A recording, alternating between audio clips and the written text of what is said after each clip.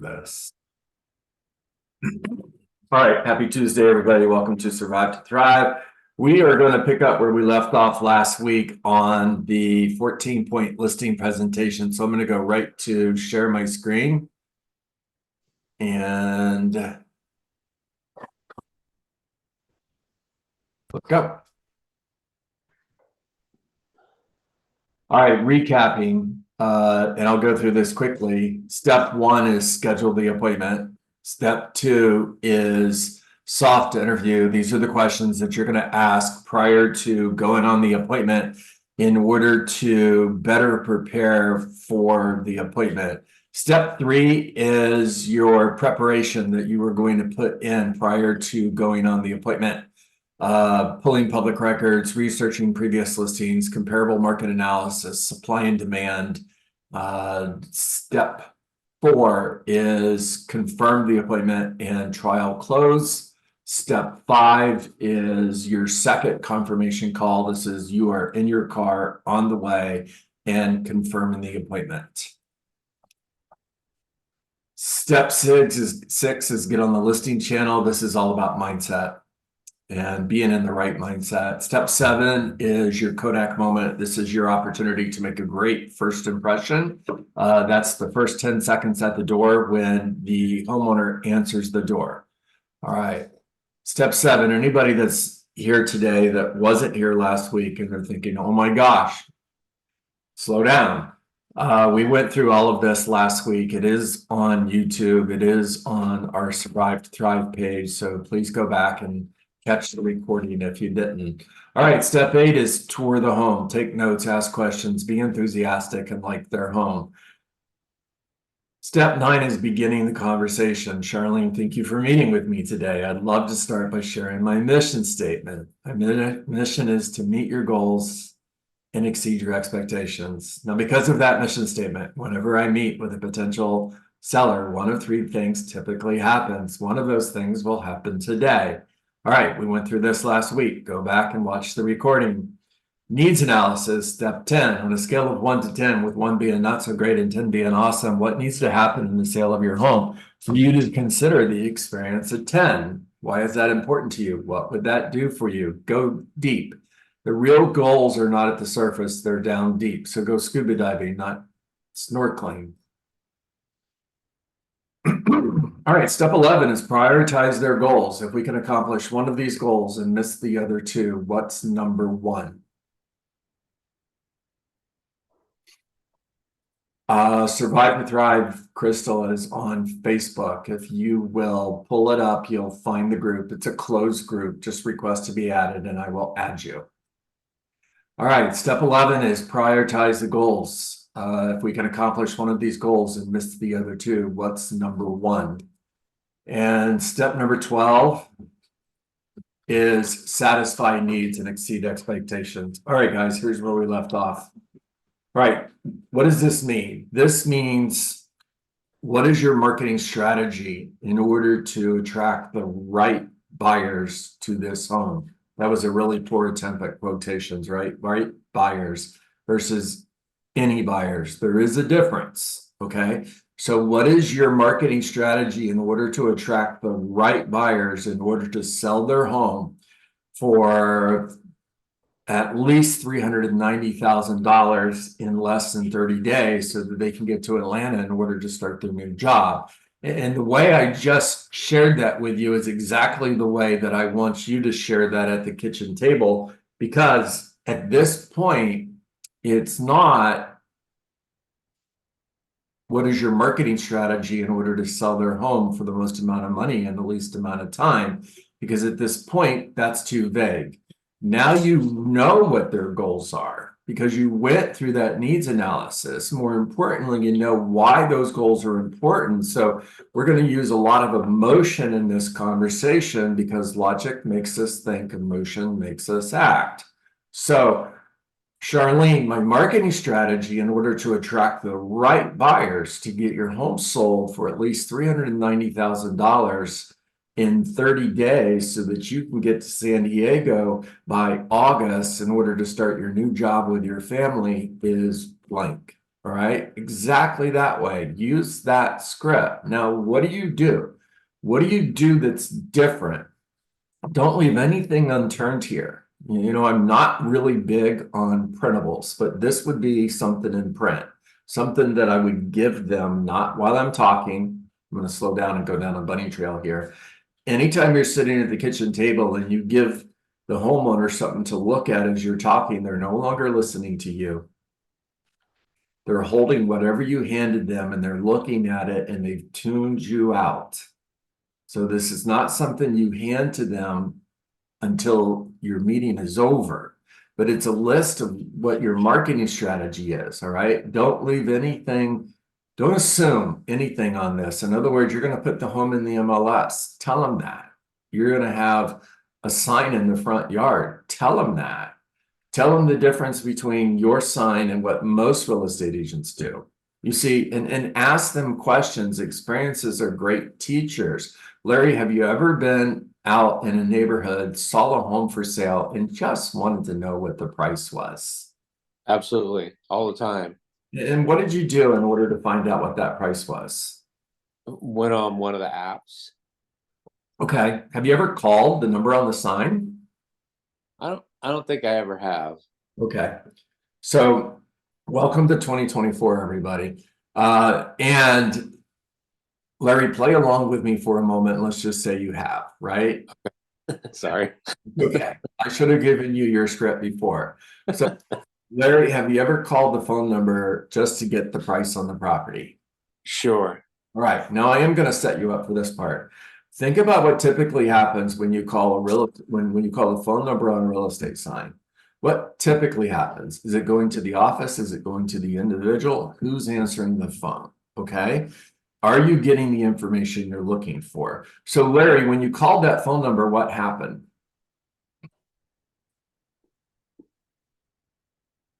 So, did you get voicemail or did somebody pick up the phone? Okay, I think I got the agent's cell phone number.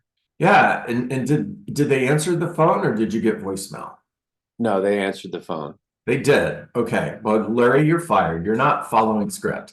So Sorry.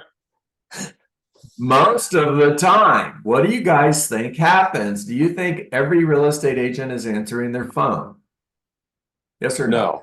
Okay. John, does it go to the office usually? It does go to the office. A lot of times it's going to go to the office. Okay. And what typically happens, Joanne, I need to change my screen because I didn't even see that you were in here. There you are. Well, your name is there. Now you're there. All right. So let's move that so you guys can see. I don't know if you can see your pictures. You're not. You're just seeing my screen, right? So, Joanne, what's going to happen typically is the call is going to either go to the office and the receptionist is going to answer the phone and the response is going to be, oh, that's so-and-so's listing. I'll have them give you a call. Or you get the real estate agent's voicemail. Now, Joanne, when you called the phone number, what were you looking for? Remember, you were driving through the neighborhood, you saw a sign, you're like, oh, I wonder what that home's selling for. In other words, you're looking for the price. Now, Joanne, if you're just looking for the price on that property and you get voicemail and nobody calls you back, how do you feel about that? Oh, I'm not too thrilled. Right. And if you get the office and they can't give you the information you're looking for, how do you feel about that? Oh, it's frustrating. Agree again. All right. So go through this list with them and tell stories, share from their own experience, and then share your solution for this. Now, Larry, this is where the app comes in. Okay. So, Mr. and Mrs. Seller, here's my solution. I'm either going to provide a 1-800 number for people to get recorded information on the property so they can get the information they're looking for without talking to a realtor. Actually, that's what they're looking for. If I can get the information on this home without having to talk to a real estate agent, even better. Or if it's my phone number on the sign, I'm going to answer the phone, or I have members of my team who are going to answer the phone and give the buyer is the information they're looking for. Now, I want you to think like a seller for a moment. Don't think like a buyer. As a seller, the buyer getting the information on your property is okay, but it's really not the goal. The goal is for us to capture that buyer's contact information. It's for us to capture that buyer's contact information so we can follow with the buyer. Now, as a seller, as a buyer, you don't want that. You don't want anybody following up with you. You just want the information. But Larry, you're the seller now, and you want me to capture this information. Wouldn't you agree? Yes. All right. Show them how you're going to do this. Talk to them about the systems that you have in order to do this. We had a 1-800 number for buyers to get the recorded information they were looking for, and it would send a text message to our phone the moment they dialed that number. It would capture the person's phone number and name so we can call them back immediately. Hey, Charlene, this is John Dietz with the Dietz team. And I noticed that you called for more information on 123 Main Street. This is just a courtesy call to make sure you got the information you were looking for. Script. All right, now it gives you an opportunity to capture that contact and to hopefully schedule an appointment with them to see the home. This matters. All right, how are you marketing their property online? What makes you different? What are you doing in reference to reverse prospecting, social media marketing, YouTube? What makes you different? This is all part of satisfying their needs. You're going to go back to those goals and you're going to ask yourself, how do I meet these goals? What's my marketing plan in order to meet these goals? Now, the other part of this is what's your service plan? What do you do in order to provide service to that seller? So, for example, do you have a plan for feedback on every showing? What is that plan? Don't assume they know what it is. Tell them what it is. Do you have a communication plan? The number one complaint from homeowners in reference to real estate agents who list their home is after they list the home, they never hear from the agent again. So what is your communication plan in order to stay in touch with them? What is your follow-up plan? And then every time you call, hey, Joanne, John Dietz, following up as promised. You're telling them, I keep my promises. All right. Step 13, pricing strategy. Now, I want you to really pay attention to that word. It's strategy to beat the competition. Now, I'm going to go away from the PowerPoint here, and I'm going to go to the whiteboard. All right.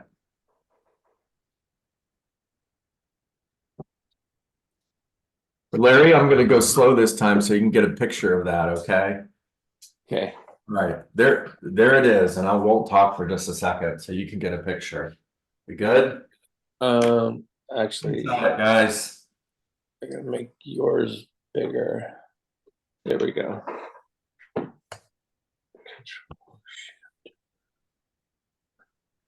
All right, here we go.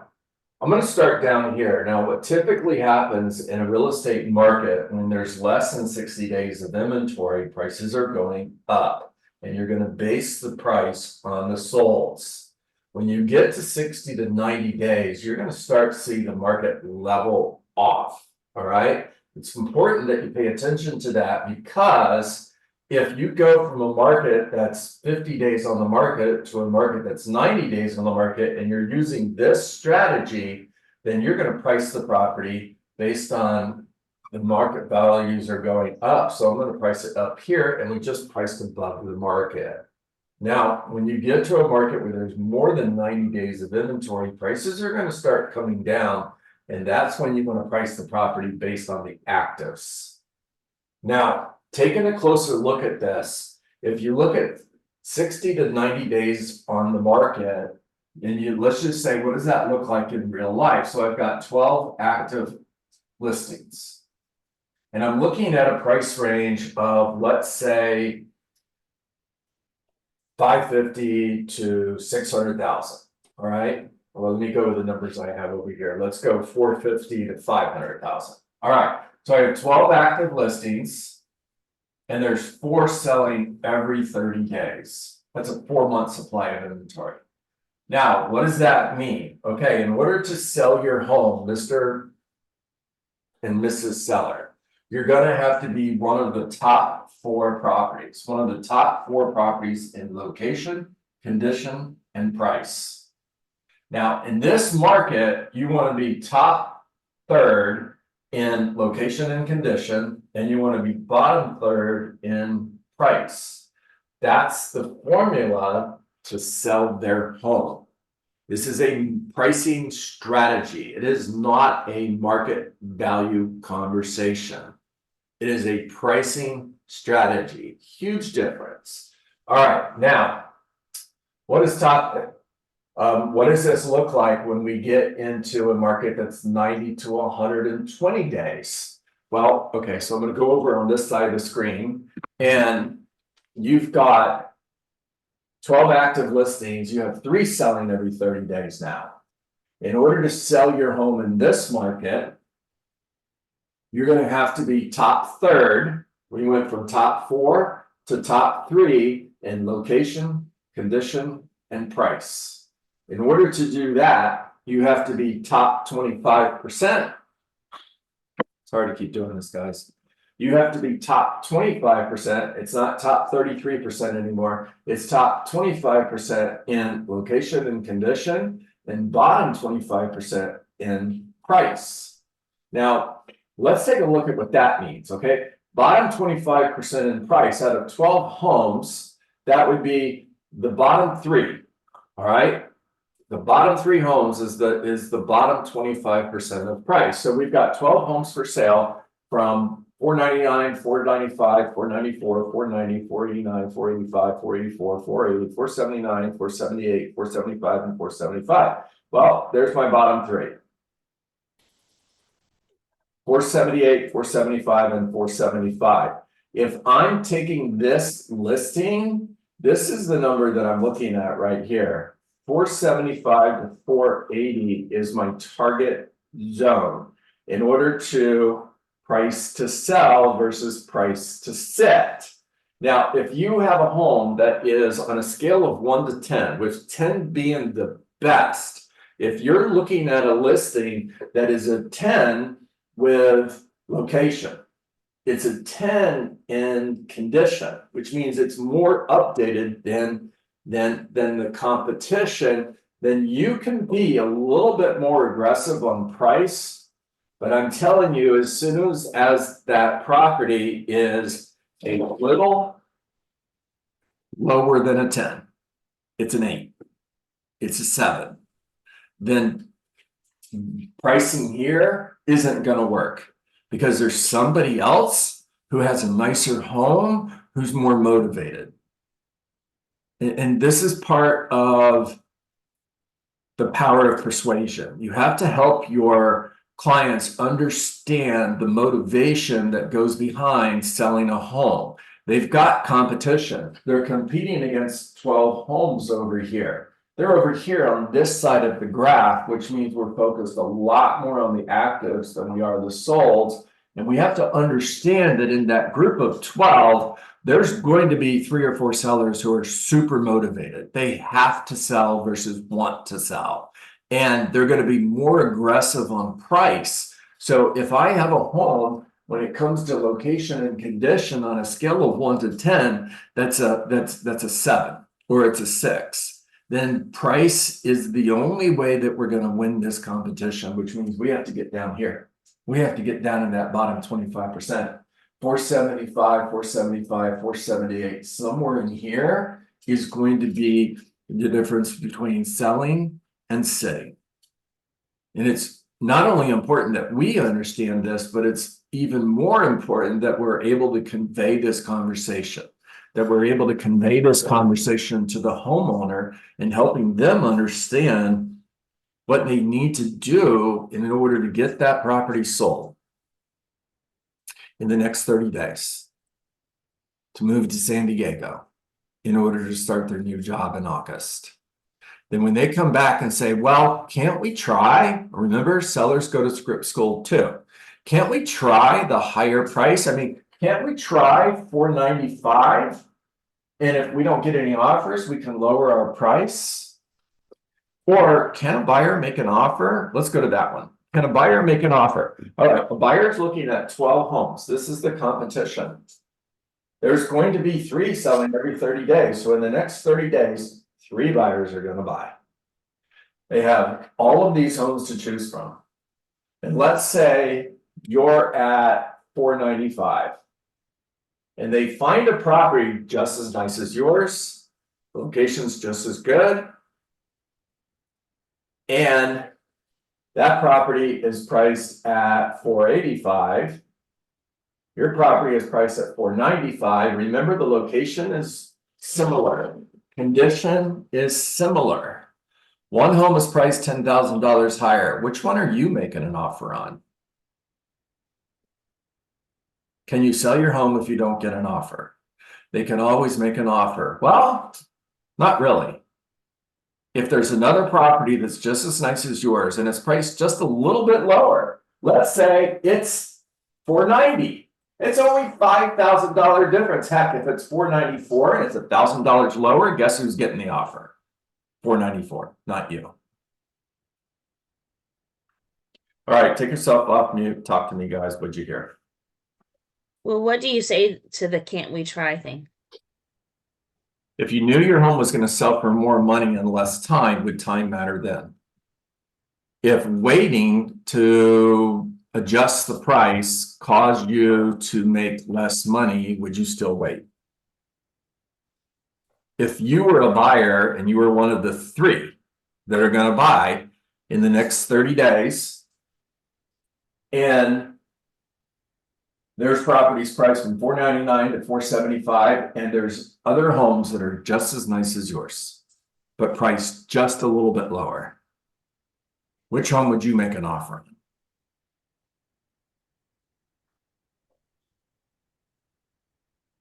Now, Crystal, the next question would be, well, John, if they insist, what would you do? What they want. Yep. All right, here's my answer to that. If we're talking 90 days, I'd take the listing. If we're talking 120 plus, this is one of those times where I feel that you have a goal or an expectation that cannot be met. And I would rather turn the opportunity down today than let you down 6 months from now.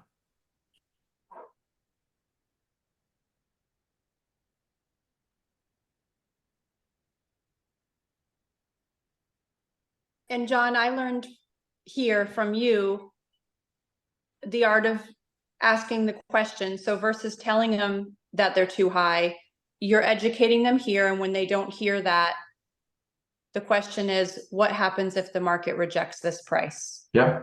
What's plan B? Yeah. Good one, Joanne. Thank you so much. Crystal, add that to your notes.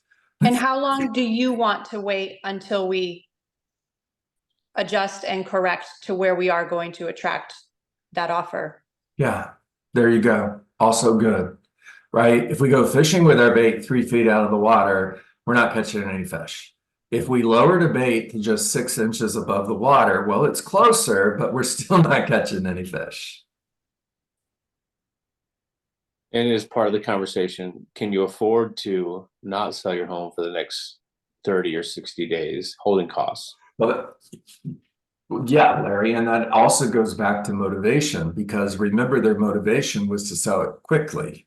Right. They define quickly as 30 days. The reason 30 days was important is because they have a new job in San Diego and they have to get there by August in order to start the new job. Right. And if trying the higher price first, and we can always lower later, or a buyer can always make an offer, caused you to not be in San Diego by August, are you okay with that?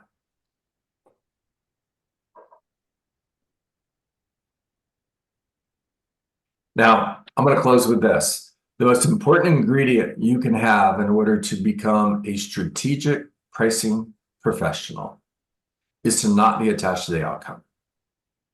If you're attached to the outcome, none of what I shared with you matters. because you're not going to do it. It's going to be, what would you like to sell your home for, Larry? Oh, 1.3, 1.2. Cool. You ready to get started? Yep. Okay. That's going to be your strategy. Yeah. All right. And I'm being a little bit sarcastic. And unfortunately, a lot of real estate agents follow that practice. John, my friend and I have a new, she found this in relation to a dating app. So same, listing appointments and dating. NATO, not attached to the outcome. So we're all day, we're like, NATO. Oh, I don't even want to know. Holy cow. Not attached to the outcome. I am so glad that I got married before any of that stuff was a thing. Oh my gosh. I was very attached to the outcome. You can ask Monica. All right. There we go. Got that on recording too. I probably should hit stop. Wait,